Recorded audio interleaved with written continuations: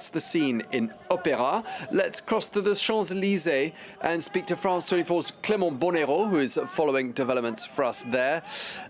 Clément, what are the numbers looking like to you, up or down on previous weeks? Hi, Tom. Well, the numbers are clearly down this week. There are a few hundred protesters here on the Champs-Élysées as we speak. Of course, that's lower than last week when more than 10,000 people gathered in Paris. We know that about 1,000 protesters have taken to the streets of the French capital. Once again, a few hundreds at the most here on the Champs-Élysées. There's a very high, a very heavy police presence, as you can imagine.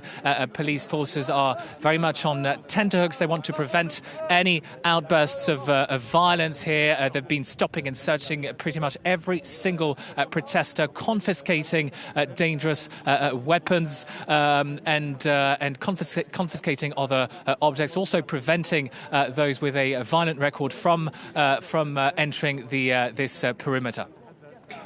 Okay, and just give us a sense of the sort of the demographic of the people you're seeing there taking to the streets this Saturday morning, Clément.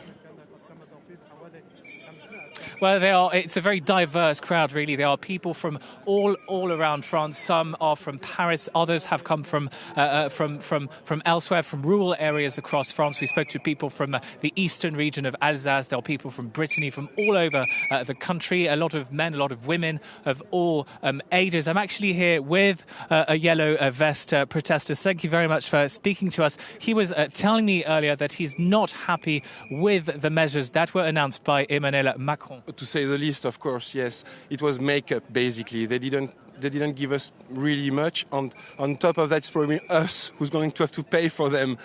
He's not going to tax the rich, the very rich. He's going to tax the middle class and the upper middle class to finance the poor people. And that's not what we want.